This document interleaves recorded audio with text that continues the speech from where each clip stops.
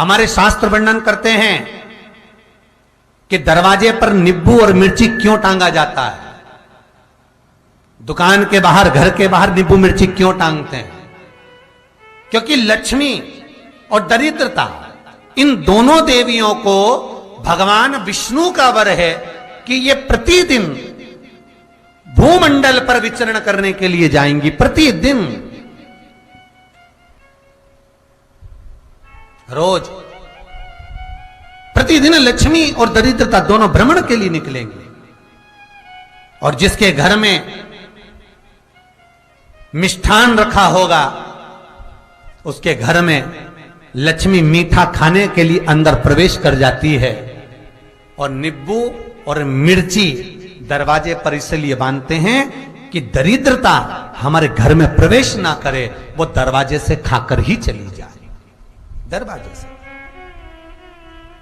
एक बात बहुत ध्यान रखना, जिसके घर में फ्रिज में, डलिया में या रसोई घर में नींबू और मिर्ची ये दोनों एक ही जगह रखे रहते हैं, उसके घर में कभी शांति नहीं रहती है।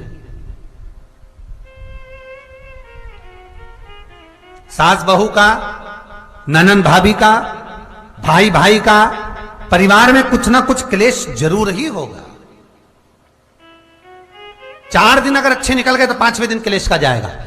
5 दिन अच्छे निकल गए, 6ठा दिन क्लेश का जाएगा।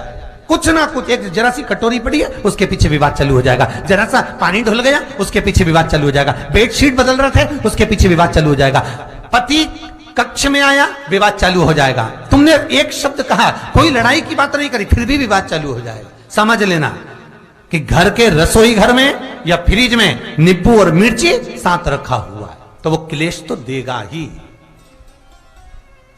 पंडितों से पूछोगे, ज्योतिषाचार्यों से पूछोगे, वो कहेंगे मोती पिना दो, कोई कहेगा पितृदोष हो गया, कोई कहेगा कालसर्प दोष हो गया, कोई कहेगा वास्तु दोष हो गया, पर वो आपको ये नहीं बताएंगे कि नींबू और मिर्ची एक डलिया में रखा हुआ है।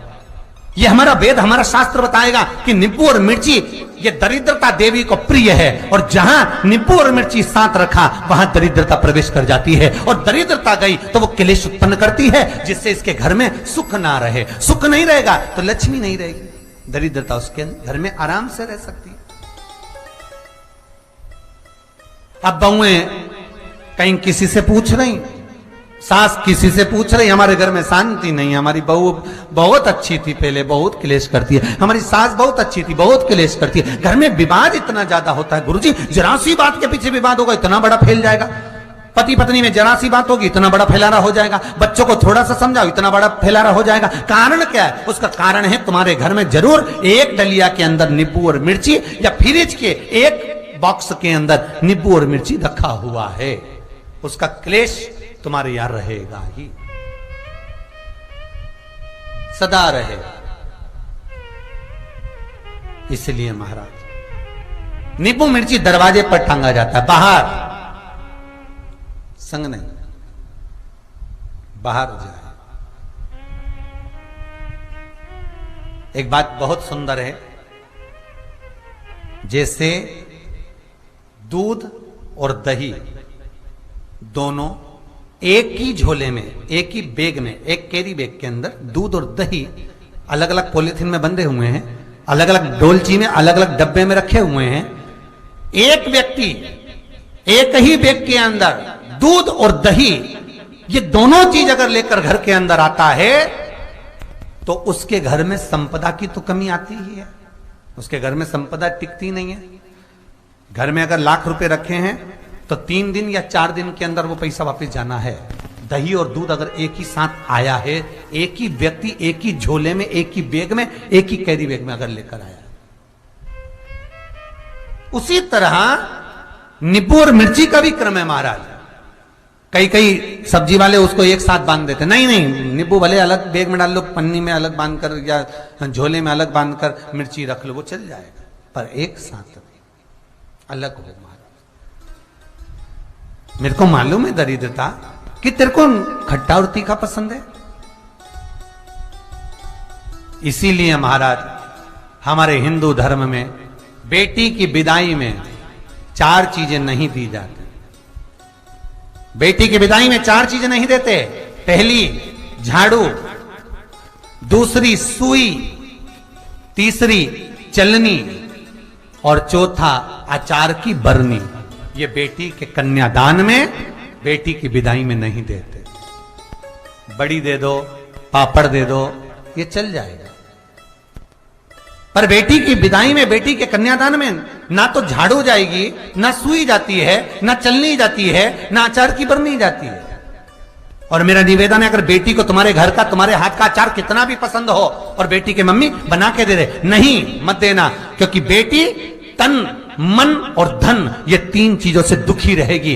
अगर माँ ने अचार दे दिया तो बेटी के घर में या तो तन से दुखी रहेगी, या मन से दुखी रहेगी, या धन से दुखी रहेगी। बेटी को ये तीन दुख तो रहेंगे ही। कई लोग तो अपनी बहू से कहते हैं, बेटा तू मायके जा रही, तेरी मम्मी के हाथ का अचार अच्छा लगता है, लिया ना बांध के। अब उनको कौन समझा? तुमने तो कह दिया बांध के लिया ना, पर उसको समझो तो सही, क्यों नहीं लाना है? नहीं। महाराज, दरिद्रता देवी को क्रोध आ गया। लक्ष्मी जी के साथ नारायण जाने लगे तो लक्ष्मी जी बोली, रुको प्रभु, मेरी बहन पीपल के पेड़ के नीचे बैठी है, आप कृपा करो। भगवान विष्णु ने कहा, सुनो लक्ष्मी, लक्ष्मी और नारायण इस पीपल के वृक्ष के नीचे आकर दरिद्रता देवी से मिले हैं। 7 दिन तक, पूरे सप्ताह पीपल के वृक्ष के नीचे लक्ष्मी और नारायण का वासा होगा। जो पीपल के वृक्ष के नीचे आकर दीप जलाएगा, पूजन करेगा, पाठ करेगा, उसको संपदा की प्राप्ति होगी।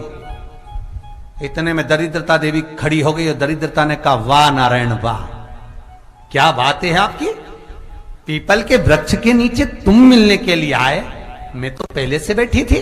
7 दिन तुमने अपने कर लिए, इसमें 1 दिन मेरा होगा। भगवान ने कहा, कौन सा? तब दरिद्रता देवी कहती है, रविवार का दिन पीपल के वृक्ष के नीचे ये दरिद्रता देवी विराजमान रहेगी। अगर रविवार के दिन कोई पीपल के वृक्ष के नीचे आएगा तो उसके साथ दरिद्रता देवी उसके घर में प्रवेश करेगी। इसलिए शास्त्र रीति में भगवान विष्णु ने उसी समय पलटवार करते हुए कह दिया, अरे ओ दरिद्रता सुन, पीपल के वृक्ष के नीचे अगर कोई रविवार को आया और कोई पूजन की सामग्री लेकर आया, हाथ में कुछ ना कुछ उसके हुआ, खाली हाथ आया, तो तू उसके घर में प्रवेश करेगी, और अगर भरा हुआ हाथ रहा तो तू उसके यहां प्रवेश नहीं कर सकती। ठीक है प्रभु, वचन दे दिया भगवान ने। इतने में दरिद्रता देवी भगवान विष्णु से बोली, प्रभु, सारे देवताओं के पीछे अधर्म बैठा हुआ है,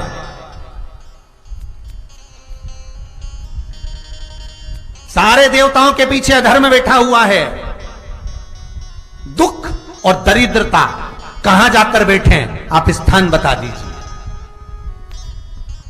आपको अब भी कहा कथा में कि देवताओं के पीछे, देवियों के पीछे, पीठ के भाग में अधर्म का निवास है, आगे धर्म का निवास है। इसलिए मंदिर में अग्रण्य प्रणाम करना चाहिए, आगे क्यों, पीछे नहीं।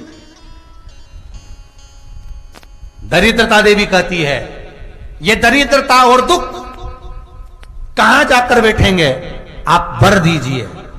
भगवान विष्णु ने कहा, ये भी तेरे लिए है, तू लक्ष्मी की बहन है, मांग ले, तुझे कहां बैठना है, कहां रहना है। दरिद्रता देवी कहती है, जिस घर में स्त्री दोपहर में सोती होगी उसके घर में दुख और दरिद्रता दोनों जाएंगे।